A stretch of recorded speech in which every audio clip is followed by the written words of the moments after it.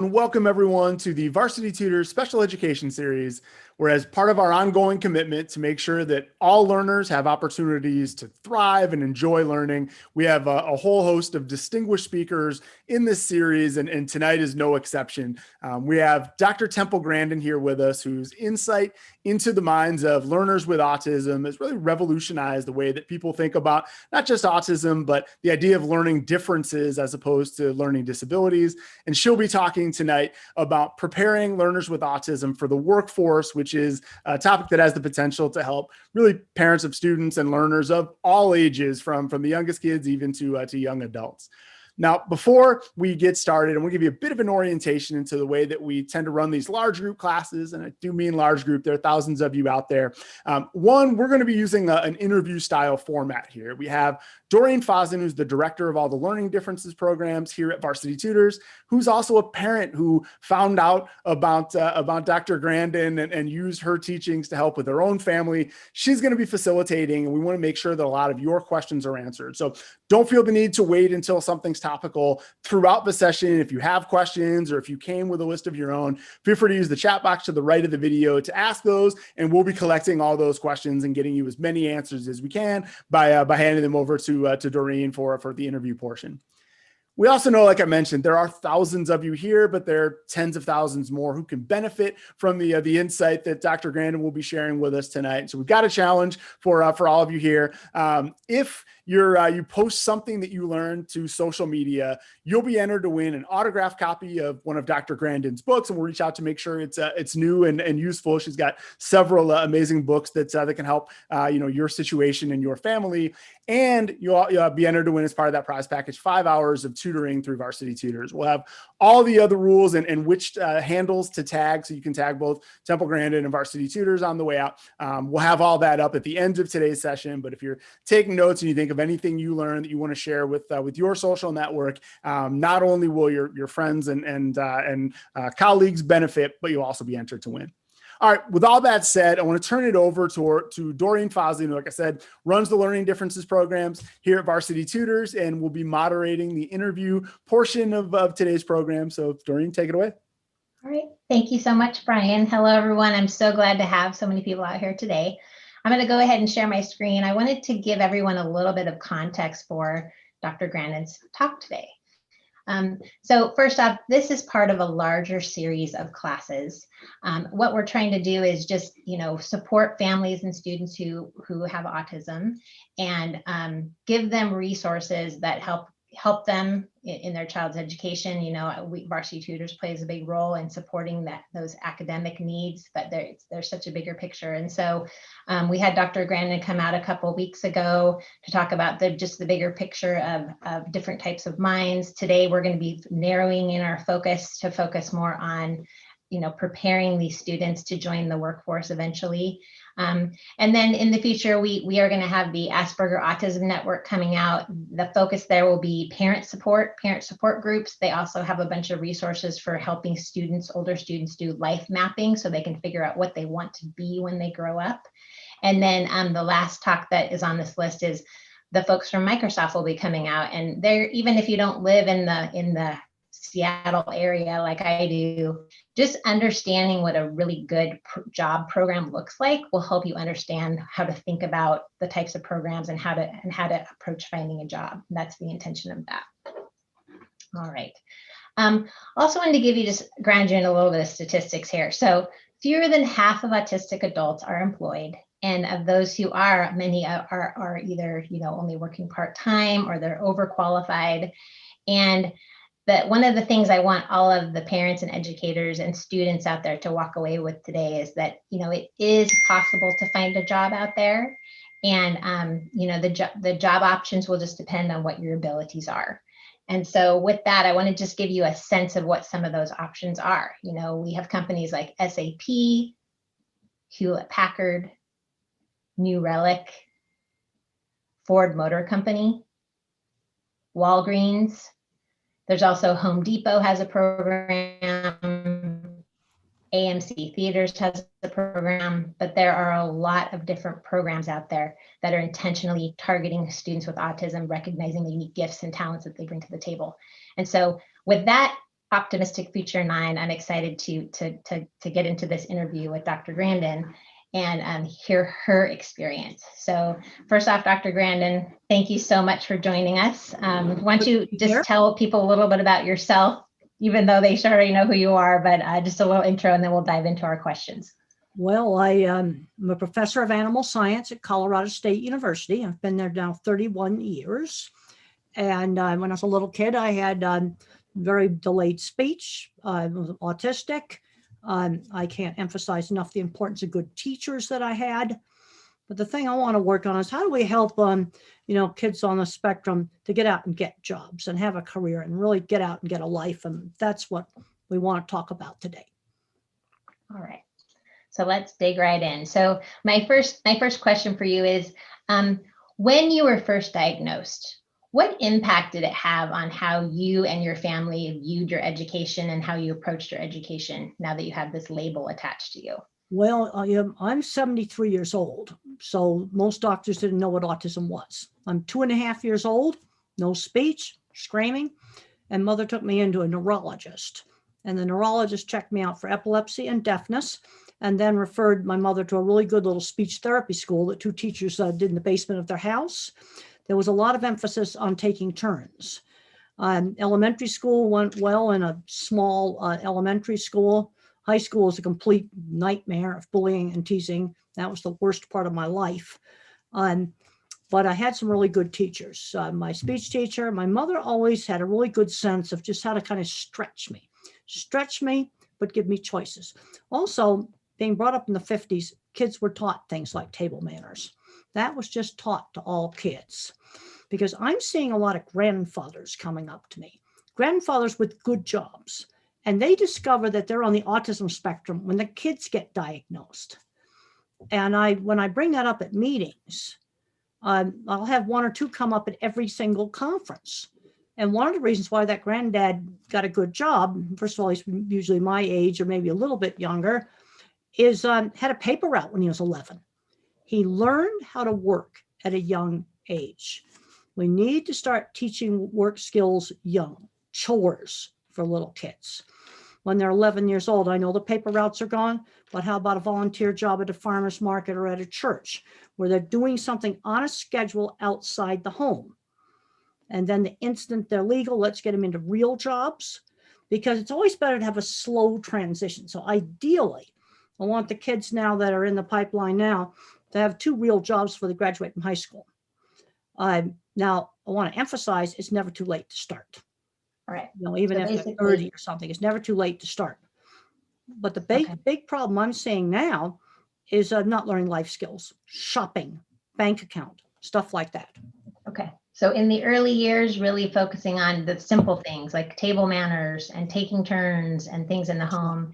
And then when you talk about in the class, your mother would stretch you. I'm assuming this extended to in the classroom. Can you give a couple examples of what you mean by when I was 15, I had the opportunity to go to my aunt's ranch. And if I hadn't gone to my aunt's ranch, I wouldn't have been in the cattle industry. So this brings up another very important thing. Students get interested in things they get exposed to. And she gave me a choice. I could go for a week, or I could go all summer. Not going wasn't an option. There's a choice there. If I hated it, then I could come back. And I got out there and I really loved it. I was an Easterner. I'd never been west of the Mississippi before. And I loved being on the ranch. And today, a lot of kids aren't getting exposed to enough things to figure out what they might want to do. I think one of the worst things schools have done is taken out all the hands-on classes: music, woodworking, cooking, sewing, the school play, auto shop, welding. Well, then they don't get a chance to get exposed to those things as possible careers. Yeah. With this exposure, I know with my own son, we've tried many things. Some things work, some things don't. I like the examples of the things that you got exposed to that you liked. Could you give an example of something that your mom tried to expose you to that you just didn't like, and it was a way that you could rule that out of the things that you were going to look for in your future? Piano lessons did not work. I had a little flute. I could never figure out how to do the finger it correctly. Okay, but I was exposed to it. But Right. the thing that I was good at was art. And mother encouraged my art. She encouraged me to do lots of different kinds of art and not just draw the same horse head over and over again. You might have another kid that's interested in mechanical things, but we've got kids growing up today that never use tools. I've got graduate students and undergraduate students who have never used a ruler. They've never measured anything. Yeah. And I'm not saying that hands-on classes is the career for everybody, but for a lot of people it is. And you know that I've designed equipment for the livestock industry, and I've been out in these great big factories, and I've worked with very skilled machinery designers, drafting people, welding people who can build anything. I'm going to guess that 20% of the people I worked with on these great big huge projects at things like Cargill plants were either autistic, dyslexic, or ADHD. And I am saying this seriously, like an autistic person that owns a big metal fabrication company. Yeah, how about stutters, dyslexia, autistic, horrible student, took welding, owns a metal fabrication company. And this is what, and then I go out to Silicon Valley. Okay, and I've actually been to Microsoft, and I know there's programmers that are on the spectrum. But then what I see is you might have parents of an 8-year-old who's really good at math, and the parents are so much inside the autism box, and they're both programmers, they don't think to teach their kid programming. Well, yeah, if your kid's good at math, why don't you teach them programming? Yeah. And one of the advantages you have with that job is you can be a child and you can do it safely. Right. You can do grown-up work on computers safely as a child. Now, you can't be in a factory as an 8-year-old, but Right. you can be learning some JavaScript or something like that. Right. Right. As you look ahead to the future, you and I talked a little bit about this before the call started. I know it's easy as a parent because you're in the throes of all the things that you might need to do for your child right now. It's easy to not look far ahead into the future. I know most kids have those daydreams of what am I going to be when I grow up? And that's something that we shouldn't let go of for these kids. When you were younger, what were the things you dreamed of being when you grew up before you really landed on a path? Oh, I really liked science. In fact, my grandfather was the co-inventor of the autopilot for airplanes. And he worked with a person who made up this idea for 3 little coils, who was probably on the autism spectrum, the guy he worked with. Now, neither of them were good business people. It got ripped off. It was in every plane in World War II, but unfortunately, the ripoff was in the planes. They worked on the flux valve. The ripoff is the flux gate. That's not a very nice word in our family. But my grandfather was a mathematician. The other guy definitely was on the autism spectrum, and they tinkered with this thing in a loft over a place where they fixed trains and trolleys. So we kind of got that in the family, and I used to just ask him endless science questions. Why is the sky blue? Why is the grass green? And he would patiently answer them. So basically, really entertain that curiosity so that. Well, I think that's really important. In fact, I got a new book coming out in April. It's called Outdoor Scientist. Mhm. And it's going to be about, let's just get out and observe the stars and observe insects in the grass, observe butterflies, observe what animals are doing. I mean, right here in where I live in the suburbs of Fort Collins, I watched a squirrel bury a nut in a bush right next to the gazebo. There's opportunities to watch those things everywhere. Kids need to be doing stuff like that. Yeah. It's exciting to hear about that book too, because one of the, at least in my experience, everything my son knows, I really had to directly teach him. And so where a typical child might be learning about their environment just by being in it, you really do need to call out some of these things to many of these children. And so being more deliberate in that can go a really long way in helping them discover a future passion. Well, the problem is we've got kids today that don't do very much playing outside. They're inside all the time. I mean, when I was working on this book, I couldn't believe some of the stuff. I could just look at the grass in the field, in between where I live in the school, just right there in the neighborhood. No, there's a point we need to get them off the screens and get them out doing some things. Also, we're not learning enough life skills like shopping. I'm seeing parents get way too overprotective. And okay, so we go to McDonald's and little Jimmy does need to order his own hamburger. These are things that they've got to learn. When I was a little kid, I got 50 cents a week for allowance and I could buy 5 comics with that. But if I wanted a 69-cent airplane, I had to save. I was learning that at like 7 and 8 years old. I was a very young child. And every other kid in the neighborhood was learning the same thing. Yeah, that's very good advice, because it is easy to lose sight of that as a parent. But these things aren't difficult to do. Mhm. Okay, I mean, a lot of parents just can't let go.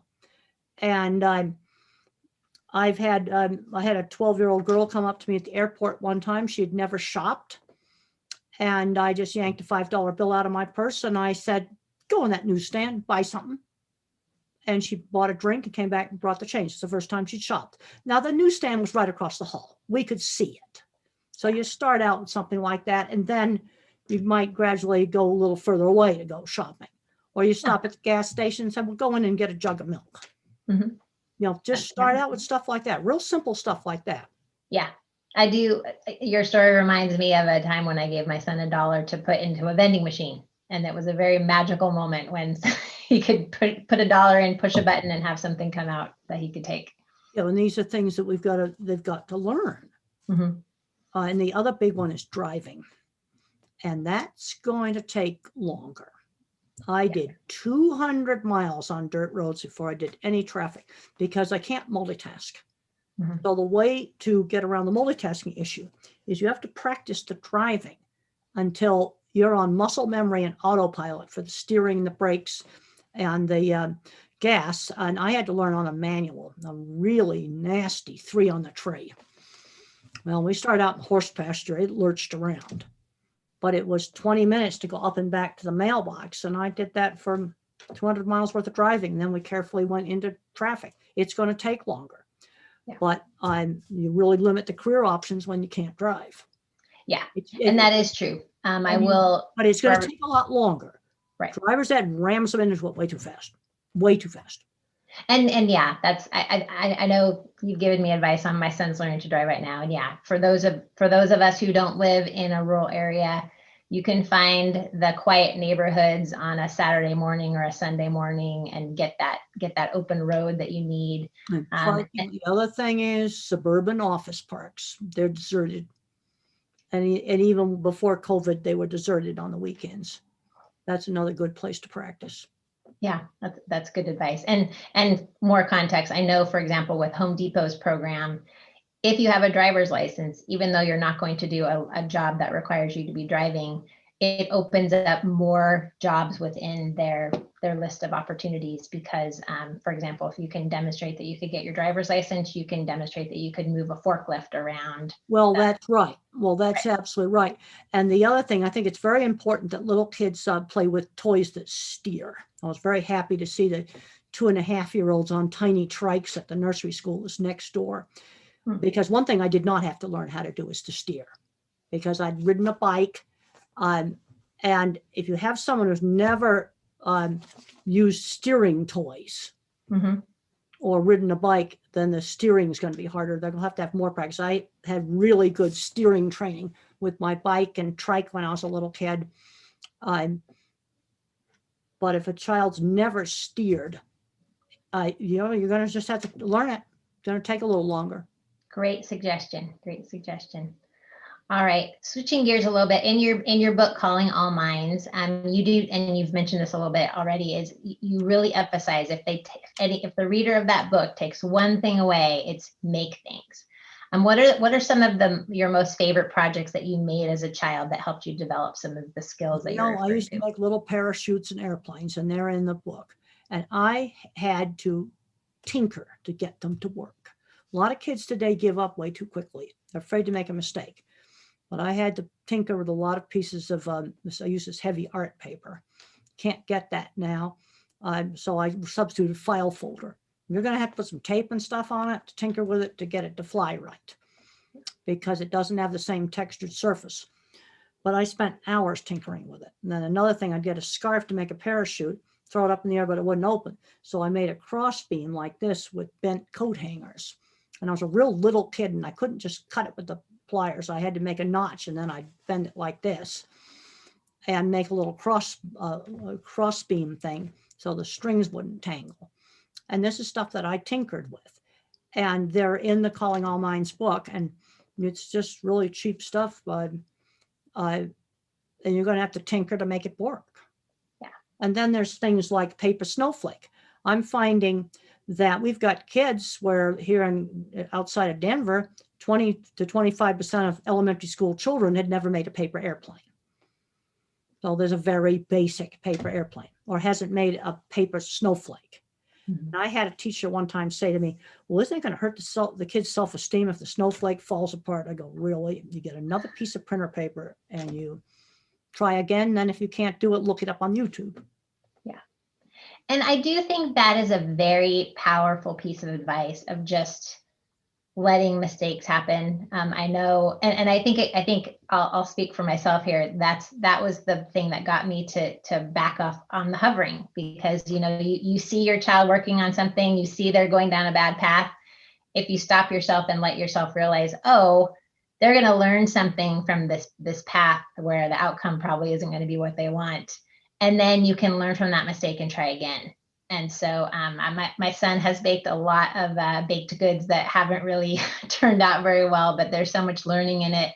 And but that's what you learn. I remember the first time I was over at the neighbor's house, we tried to bake a cake. We didn't follow the directions. We just threw all the ingredients in and put the electric mixer on it. Right. It didn't come out too bad. But kids need to do things. We've got kids today that aren't doing things. We have a lot of kids today totally removed from the world of the practical. They don't know where anything comes from. I showed a student, I said, your sandals that you got, they came over here on a container ship. She didn't know what a container ship was.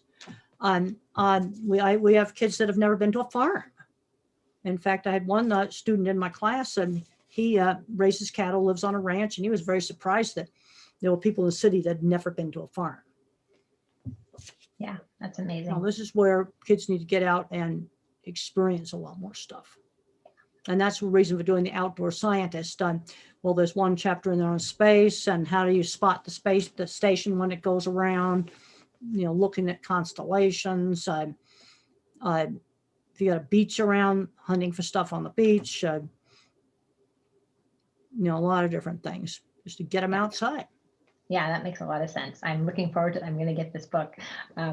In your book, Calling All Minds, you also talked about how you had a high school science teacher who really took an interest in you and really helped mentor you. Can you tell us a little bit about that experience, and then also how parents can approach helping connect their own children to mentors around them? Well, I got kicked out of 9th grade for throwing a book at a girl and ended up in special boarding school. And I didn't do one droplet of studying. They put me to work running a horse barn. I cleaned 9 stalls every day, put them in and out, and fed them. I learned how to work. And they made me attend the meals, attend the classes, because they weren't going to allow any recluse in the room. That they were not going to allow. But now, what are you going to do with me? So Mr. Carlock came along, and he was a NASA space scientist. He'd worked on spacesuits. And the first thing he did is he gave me interesting projects. And I kind of liked optical illusions, and that was shown in the HBO movie about me. So he gave me interesting projects and things to figure out. And then he showed me how studying was a pathway to a goal of becoming a scientist. Now, I never could do algebra. Visual thinkers like me can't do algebra. I never passed an algebra class, and I'm very concerned that object visualizers like me are being screened out of things like skilled trades, where we have a gigantic shortage of people in that, just gigantic. I managed to get out of it because in '67 it was not required. I took statistics, probability, and matrices instead. Had to be tutored. But he got me motivated to study. He was a very important mentor. And I was still visiting him even when I went to college, which was really fortunate. And how, when he did he just take an interest in you, or did your mother help facilitate that relationship, or how did that come to be? The school facilitated it. They asked him to work with me. All right. So he wouldn't have continued to work with me when I went to college. That went beyond what the school facilitated. Okay.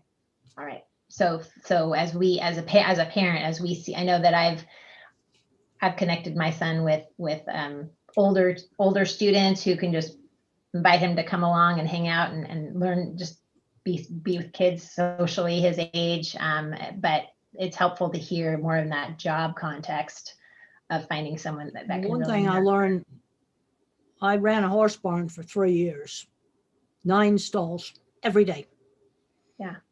Put them in and out. I was proud of the fact that they considered me responsible enough to, feed them. And, I basically ran the horse barn. I did not do the financials, but I did everything else except buy the feed. Oh, that's wonderful. So Dr. Grandin, what was your very first paying job? Well, my very first paying job, my mother set up when I was 13 years old. She just found a seamstress in the neighborhood that was doing dressmaking in her home, and she offered up my services to her. This was just something done in the neighborhood. And I took apart dresses and then hand hemmed them. And I did those 2 afternoons a week in the summer. I mean, we need to be finding more of these kinds of things for kids to do, young. It was completely safe. It was hand sewing. There wasn't anything dangerous. I didn't even use a sewing machine, even though I had a sewing machine and I took sewing classes.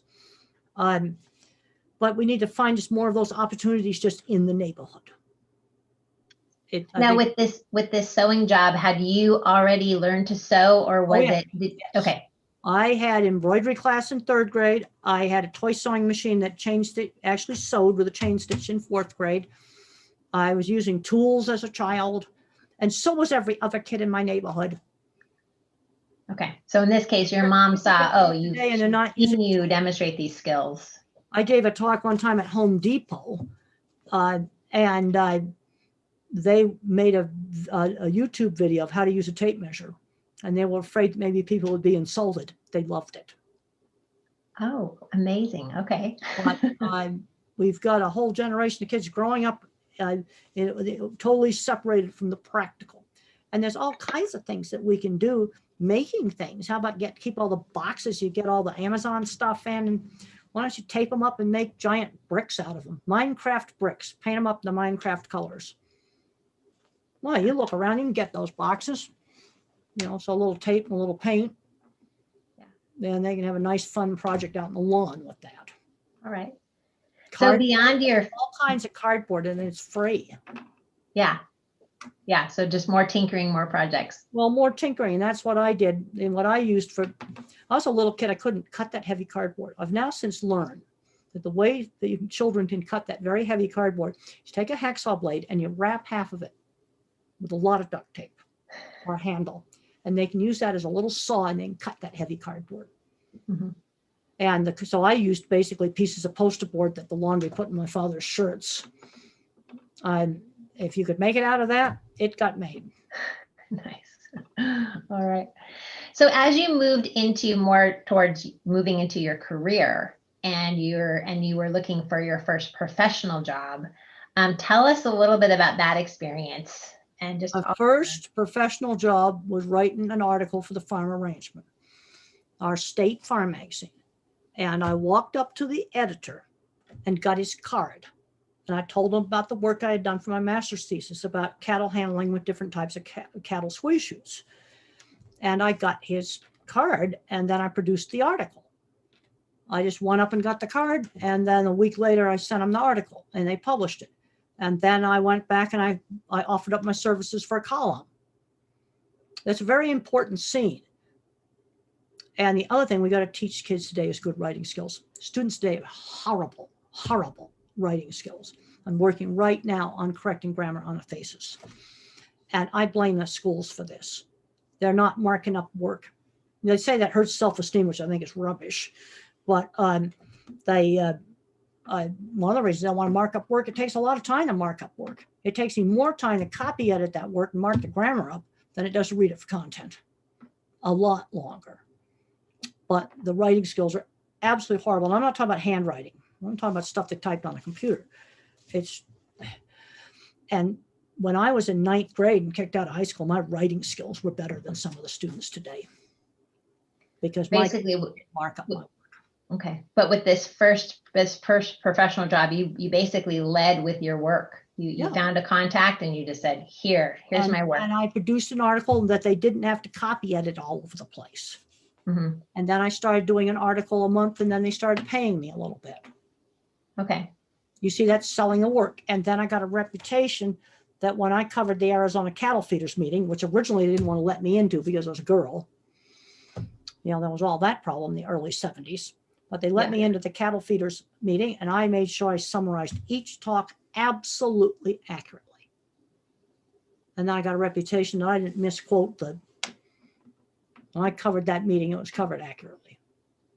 And I summarized the talks accurately. So you went above and beyond on that and got that reputation. Yeah, I made myself good at what I did. Mm-hmm.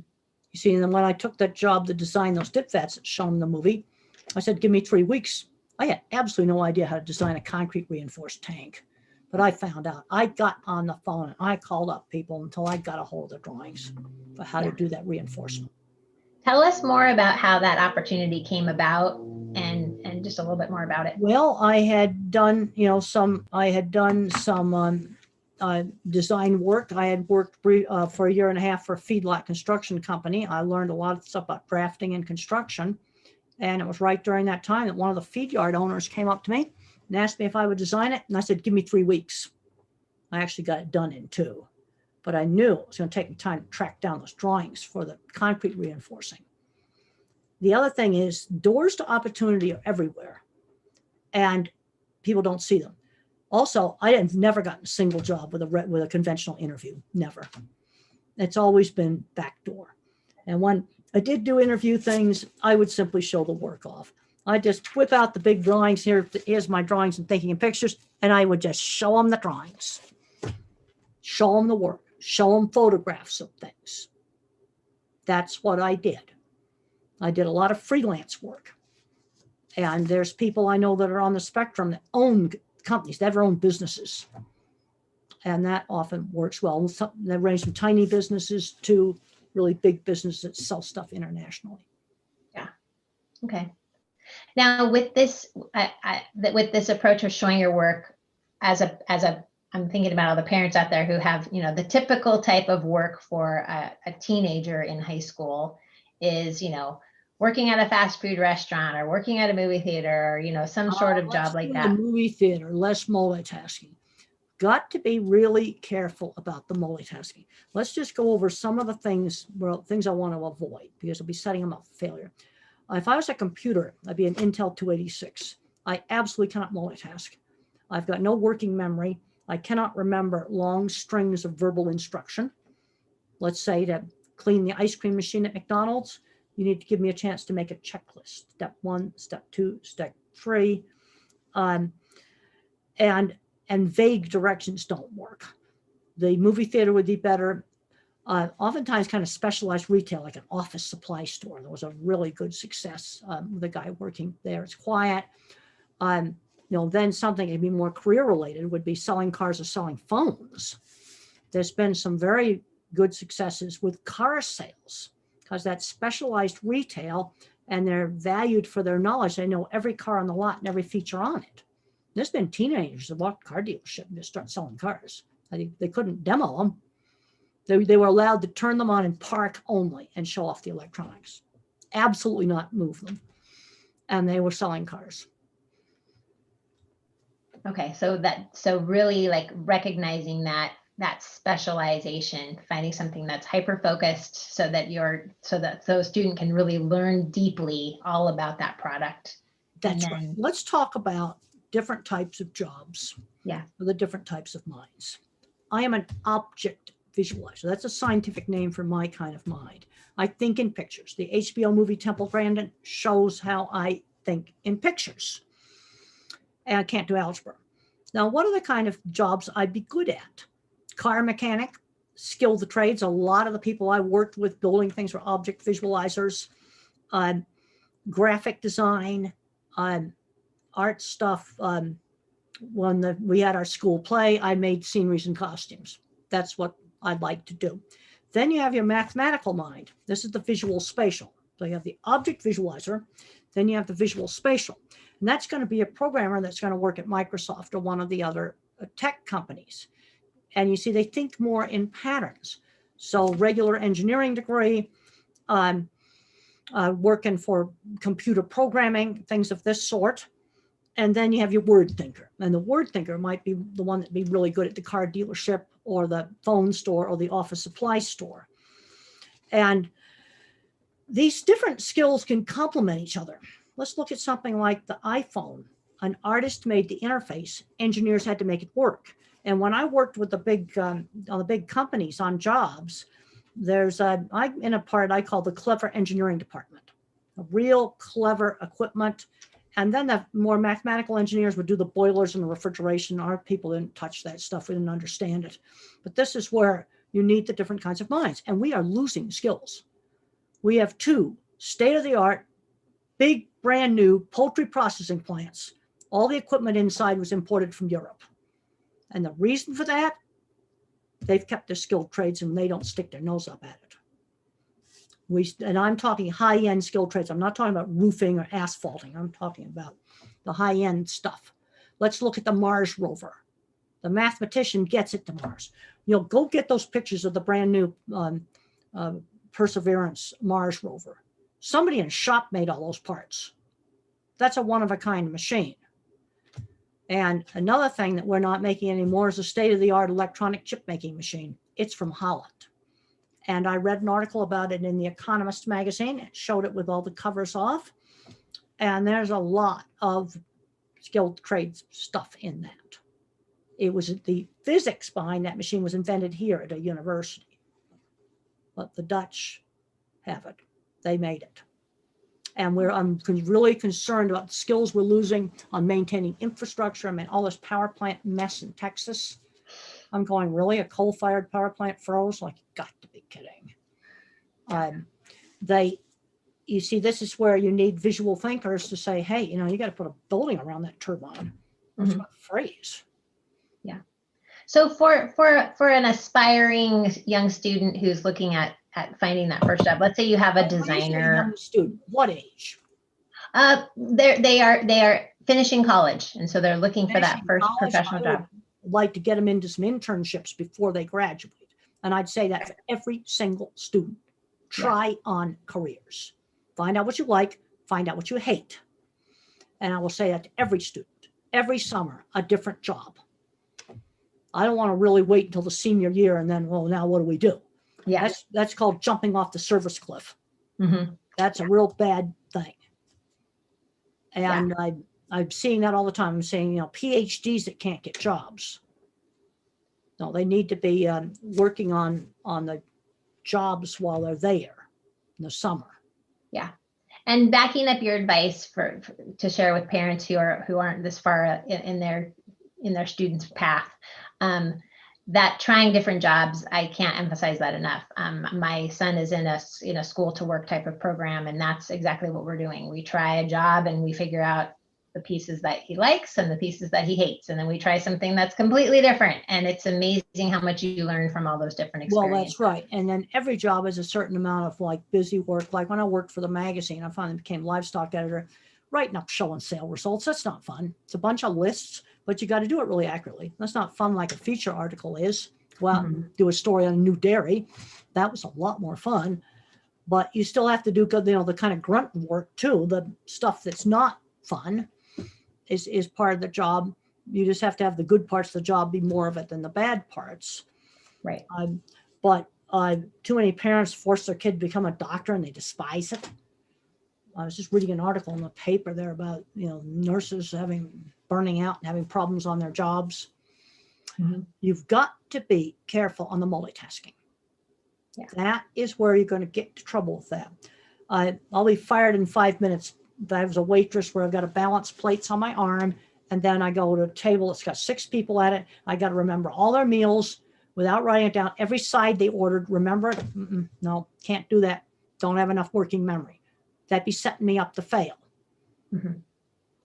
We have to be careful about the multitasking. Yeah. The other thing is we've got to look at some of the sensory issues. There are some people on the spectrum, and I'm not one of them, where they can see flicker in certain kinds of lighting. And it used to be just fluorescent lighting. Now that's getting phased out. Now we got all these LEDs and we got all these newfangled electronic light bulbs. Some flicker, some don't. And the problem is, I don't know which ones, because I don't have the problem. So I can't go in a lamp store and test them. But this is something where maybe in an office or just, some workplace, certain LED lights may flicker, others don't. And it's like having a strobe light on. And I had a student years ago that had this problem. And when she got with fluorescent lights, she just spaced out and couldn't even function. So for her, a better job would be outside. Right. A job outside. She loved to do it. Or a question for you. So let's say you are, you're a student, you're in an internship, and you identify something like a fluorescent light or something that is really distracting to you. You know why it's affecting you. You know it's affecting you and probably not everyone around you. How would you suggest that a person deal with that type of a problem? I know how we dealt with it. We took them out we took the ceiling panels down and took them out. The other thing you used to be able to do in an office, and it's getting harder to do now, is you get an old-fashioned incandescent light bulb, the hot kind, the energy wasters. You can't buy them anymore because they don't flicker. And put 100 water in right next to the desk, and that would override that flicker. But now those bulbs are getting hard to get. Another thing you can do is get the desk over by the window. That will help a whole lot. Have you ever had a job where you needed to work with your employer to accommodate things that were distracting you? Well, I didn't have the lighting problem, and that's one of the worst things. And then on things where I just sort of didn't even think of it being accommodation. I remember when we got the first very primitive word processors in the late 70s, and I was trying to learn how to use that. I said, I just need to write down, how to log into this thing. I need to write stuff down because I don't have working memory. So I just say I need a checklist. Pilots have to use a checklist. It's not optional for pilots. They use it on every flight. So I just need to make myself a checklist. Yeah. So basically you go in and you just say, hey, here's what I need. Here's why I need it. And if I can set this up, I'm going to be successful. Asking for a lot of silly stuff. I mean, I would be inclined to bring a lamp in from home and put it next to the desk. And I've got to find a bulb that doesn't flicker. Now, if I had that vision problem, I don't have it. See, this is where these sensory issues are variable. And some people that are dyslexic have it. Is I'd go in a lamp store and you just look at them all. It doesn't drive you crazy to go in the lamp store, but you need to find something that doesn't flicker, that's bright enough, maybe to override the lights in the office. Usually there's some simple thing. Okay. Related to this conversation. I'm a visual thinker, so I tend to think about, what we could do to fix this. The other thing that some people need is a quiet place to work. Open plan office, I cannot hear on the phone, period. Yeah. I don't care what kind of phone it is. Yeah. And related to that, we have a question from the audience asking, should you let your employer know that you're autistic? Well, I think what happens in the tech companies is a lot of those programmers have got some autism traits. Autism is a true continuous trait, from just a personality quirkiness, a little bit different, to somebody who's nonverbal with very severe problems. It's truly continuous. In fact, there's a paper that's titled Genomic Trade-offs: Are Autism and Schizophrenia the Steep Price for a Human Brain? The same genes that give people a huge brain are the same genes that cause autism and schizophrenia. Autism, you may get extra circuits for something like programming. Schizophrenia, you build a not very robust network and it falls apart, basically, is what happens. But it both has to do with, brain development. And I never disclosed. Okay. It depends upon, I think it depends upon severity too. I mean, scientists are going to have to disclose, but I've seen some really bad discrimination stuff, and I've seen it recently. Like a guy didn't get to be a pilot because he disclosed. Okay. So basically 5 years ago. And I've seen pilots I know are on the spectrum. I can just tell them how they wear their leather jacket and they think it's super cool. So when you're advocating for yourself, it's not so much the conversation I need a about checklist. Yeah. Or the lights give me a headache. That's all you have to say. These lights give me a headache, and I'm going to go buy a lamp that put next to my desk doesn't give me a headache. Okay. So the focus is on the issue not only the focus on the issue. Okay. That I got a lousy working memory. I'm lousy at multitasking. Mhm. Let me just write down the steps of how to clean this machine. I need a Okay. checklist like the pilots do. And I'll leave it at that. Yeah. And it's a tricky thing on the disclosure. But I never did until the movie came out. Now, I was doing talks at autism meetings and stuff like that. And then once in a while, I get one of my livestock clients would have an autistic kid. And I remember one hog buyer, we didn't talk about pigs at all. We talked about his kid the whole time. His company paid for 3 hours of autism consulting. Though that advice does make sense, because when you do focus on the issue and not the condition, and especially if you're approaching it from a solution emphasis of I need a different lamp, or I need this, or I need this because it gives me a headache, or this or that. There's some people that really do need the lighting is one of the worst things that could happen in an office. Like if they put some LEDs in the ceiling, where the cheap ones or whatever that flicker, it's really awful. That they may need to work from home if they can't do something about it. Okay. And if I'm going to get writing done, I can't be in a noisy office. And then there's always noise canceling headphones. As I'll never forget walking into a tech company. This is about 3 years ago. And they had all these programmers at kind of bench desks, had a big picture window. So it had the whole wall on one side was a window. And there were 100 of them in there, headphones on, silence. And everybody was doing something different on their computer. But those headphones were the key to those people being able to focus. Noise canceling headphones. And then the people that were in HR were off on the side where they could yak with people walking by the corridor. They were on the hallway, on the edge of the hallway. Now, when you were doing your earlier jobs, like your first seamstress job, some of those earlier things, did your mother or did any of your teachers at school, did they put any supports in place to help you? Teachers at school knew, absolutely. No, my mother just sort of, said I was good at sewing, and it was a little different, and she just talked the seamstress into it. And at first, she just had me volunteer, but then the seamstress really liked me and just started paying me because I was really good at hand sewing.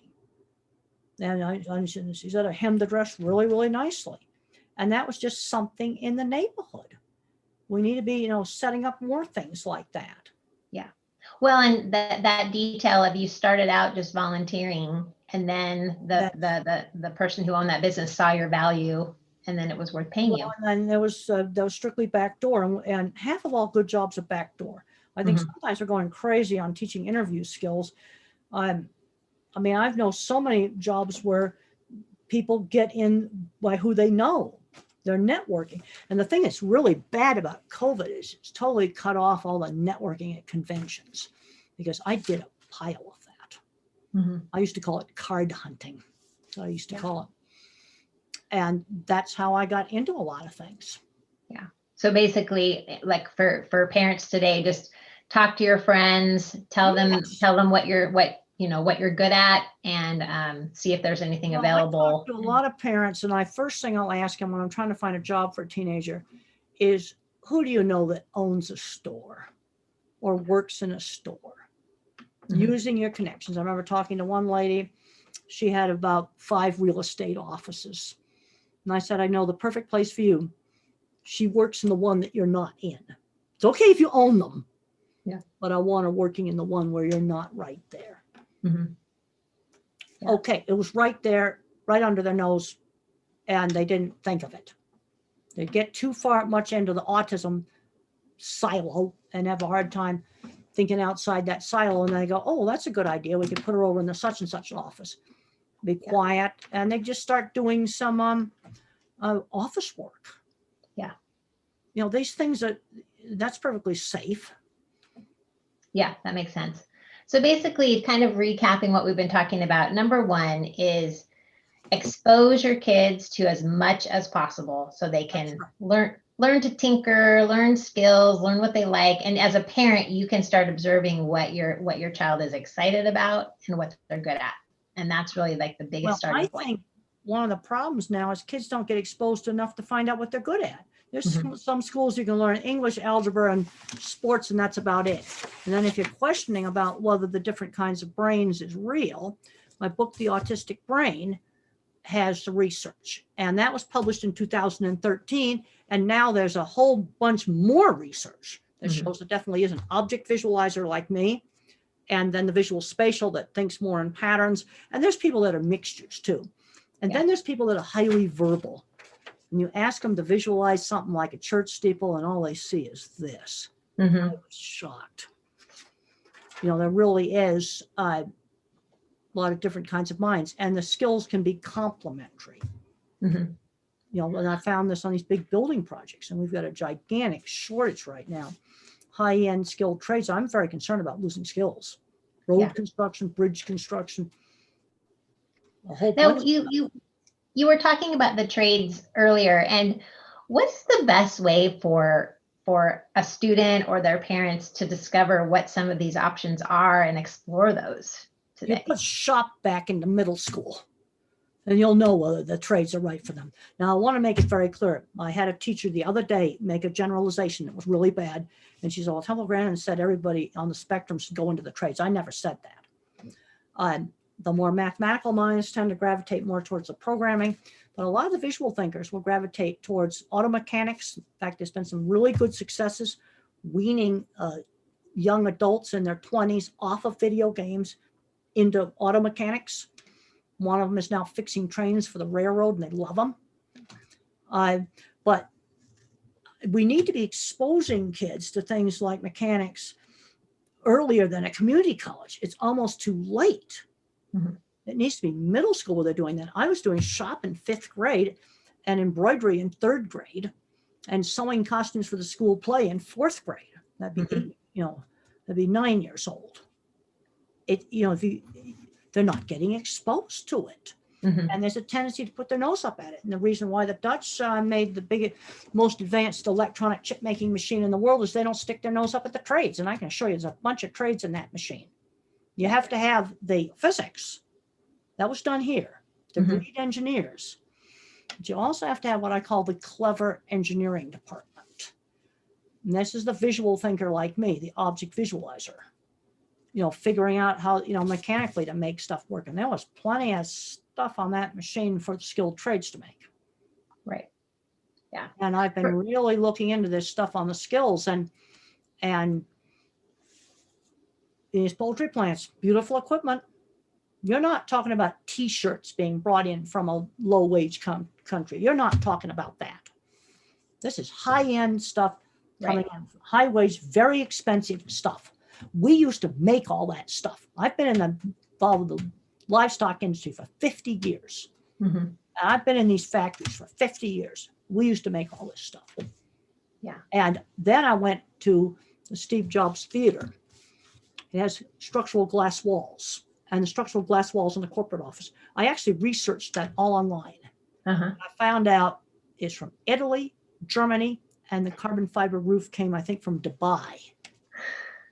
I stood in the middle of that theater screaming, we don't make it anymore. And it vibrated in a really weird way. Nobody was there. But you see, that's stuff that it's very, very inventive stuff. And then I looked up the company that made it. Man, they had a fabulous website in Italy of some of the buildings they made. Yeah. And we're getting kids shunted into special ed that ought to be doing some of this stuff. But again, I want to emphasize the skilled trades are not for everybody. Right. For the tool lovers. Okay. This gets back to the exposure when they're young, and then you see which way they go. Right. And then I'm seeing kids that need to be introduced to programming. The parents don't think to introduce them to programming because they're too far stuck in the autism silo. And they're both programmers. Yeah. That happened. For the programmers, back to this idea of leading with your work, what's a good way for a young aspiring programmer to lead with their work and try to get an internship? Open up a LinkedIn page and put up a really good portfolio, and don't put junk in it. I'll tell you right now, nicely presented. What you want is a 30-second wow. The way, how I sold Cargill? I designed the front end of every Cargill beef plant in North America.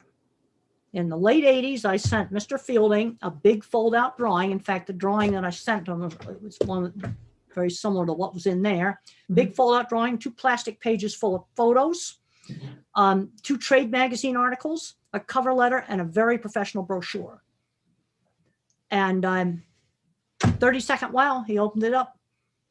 You don't put too much junk in it. Okay, so let's say you're showing off code. Now, I don't know how to judge code, but I would know how to present it nicely. You're showing out like a page of code, and then you have it's nicely titled, and it says, this code does this on this platform. Or here's something I made for a phone. Okay, here's the phone. If you went to the interview, you just would show the phone. All right, here's the code behind it. And you got to make sure the stuff's charged and that the ratty cover with the weird stickers on it's gone. Presentation does matter. Yeah. I made the mistake of letting my paper portfolio get kind of ratty. No, that's a mistake. No, there's all kinds of ways to get it. Because the other thing I did when I got that press pass for the farm ranchman, this got me into big national meetings for free. $500, $600 registration fees I didn't have to pay. And those conventions would come around to Phoenix, Arizona. I went to them. Yeah. You see, I saw that door. The problem is a lot of people don't see the doors. They're right there staring you in the face. Maybe there's a guy who was showing the names of all these companies. You know, they put these lanyards with ID cards around their neck. Well, if I was in programming, I'd walk up to one of these guys in the grocery store and show him some of my code on my phone. Great. You just never know. Yeah.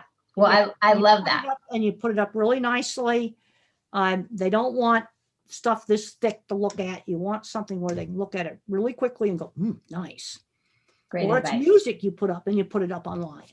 Yeah. So another thing that you do is showing the work.